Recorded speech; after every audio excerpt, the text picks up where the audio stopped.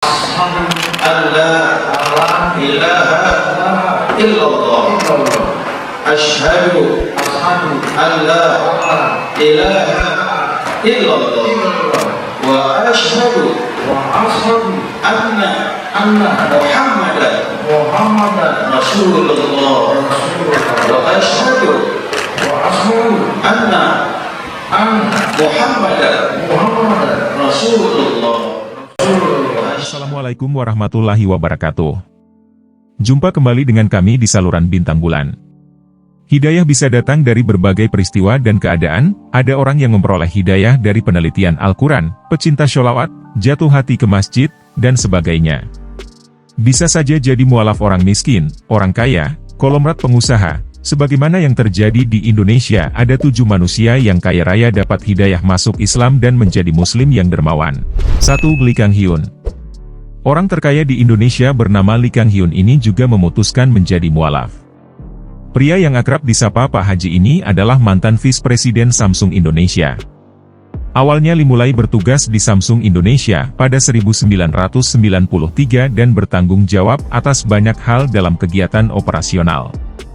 Mulai ekspor-impor, ketenagakerjaan, keuangan, sampai urusan logistik. Tapi pada 2012 dikembali lagi ke Indonesia sebagai Corporate Business First President. 1 tahun setelah itu dia menjabat sebagai Corporate Business and Corporate Service Residence PT Samsung Electronics Indonesia. Akhirnya usai bekerja 28 tahun di Samsung, Lee memutuskan untuk pindah ke perusahaan otomotif Hyundai Motor Asia Pasifik. Kini Lee menjabat sebagai Vice President sekaligus Chief Operating Officer atau CEO.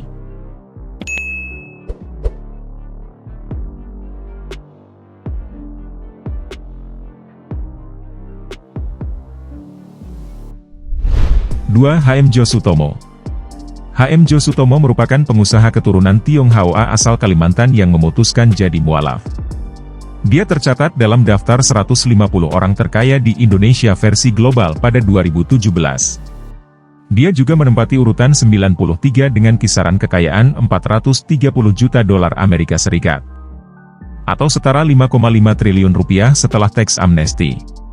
Berbagai harta yang didapatnya ini berasal dari banyak bisnis dengan berbagai bidang. Bahkan HM Jo Sutomo telah membangun 4 masjid Cheng Ho yang berada di Balikpapan, Batua Kutai Kartanegara, dan Samarinda.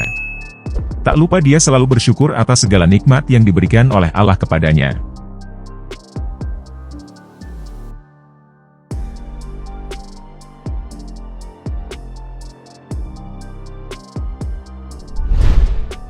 Irwan Musri. Irwan Musri merupakan orang terkaya Indonesia sekaligus suami dari musisi Maya Estianty yang memutuskan untuk menjadi mualaf. Dia lahir dari keluarga Yahudi, kemudian melalui masa kecilnya hingga lulus SMP di Surabaya. Setelah itu dia melanjutkan pendidikan ke Los Angeles, Amerika Serikat. Awalnya Irwan hanya ingin pindah negara saja tanpa terpikir untuk melanjutkan kuliah di sana. Sebelumnya dia juga pernah menjadi pembersih jendela gedung, sampai suatu saat dia diangkat menjadi manajer di suatu perusahaan di sana. Pada 1987 Irwan memutuskan kembali ke Indonesia untuk merintis bisnis jam tangannya. Saat ini Irwan telah menjabat sebagai Presiden Direktur dan CEO Timerindo Perkasa Internasional atau Time International, perusahaan yang memegang hak retail dari 40 merek jam tangan eksklusif dunia dan produk gaya hidup kelas atas seperti Gucci, Rolex, Chanel, dan lainnya.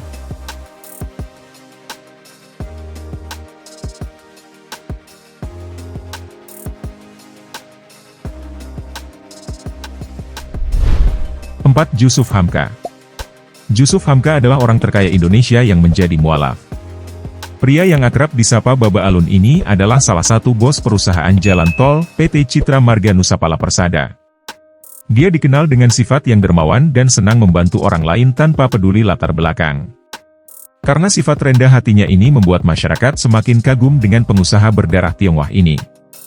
Adapun Yusuf Hamka memiliki cita-cita untuk membangun 1000 masjid, salah satu yang telah berhasil adalah Masjid Babah Alun yang berada di bawah kolong tol Insinyur Wiyoto Wiono. Di mana masjid bangunan khas Tionghoa itu menyediakan balai masyarakat yang boleh ditempati masyarakat yang tanpa hunian. Lalu Yusuf Hamka juga membuka warung nasi kuning pojok halal yang seporsi nasinya hanya 3.000, dan bisa mengambil sepuasnya. Tidak jarang ia juga memberikan makanan secara gratis bagi masyarakat kurang mampu. Di tahun 2020 Jusuf Hamka membuka warung sembako dengan harga murah untuk masyarakat yang terdampak pandemi COVID-19. Pembeli hanya harus membayar Rp5.000 untuk satu paket sembako yang terdiri dari beras, mie instan, kornet, dan teh. Ada satu prinsip yang dipegang teguh olehnya. Jangan pernah merasa jadi miskin saat membantu orang lain.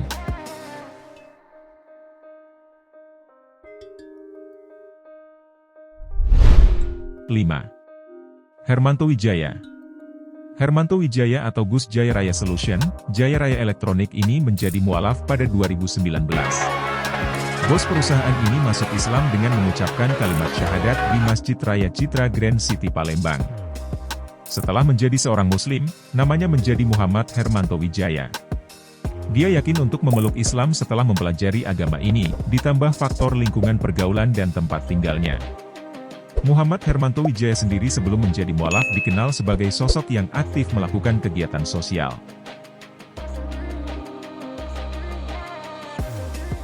Ashhadu an la ilaha illallah wa ashhadu anna Muhammadan Rasulullah. 6. Johari Zain. Johari Zain masuk daftar orang terkaya Indonesia yang menjadi mualaf. Dia ini akrab disapa Pak Jo, sekaligus merupakan wirausaha dan pendiri perusahaan jasa pengiriman barang JNE. Dia pun terlahir dari keluarga Tionghoa membuat jiwa pengusaha dalam dirinya bergejolak. Diketahui kalau ide-ide bisnisnya itu mulai tumbuh di usia muda dengan membuat majalah yang dijual kepada teman-temannya semasa SMP. Usaha ini terus berlanjut hingga ia duduk di bangku SMA. Kemudian, dia juga pernah menjadi salesman pada tahun 1980. Di mana dia menjadi salesman perusahaan jasa pengiriman multinasional TNT.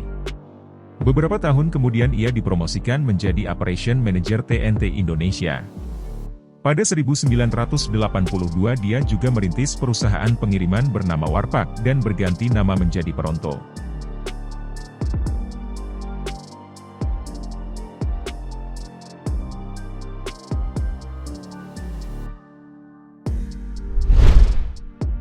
Herman Halim. Herman Halim merupakan bos Bank Maspion sekaligus anak dari Ali Markus.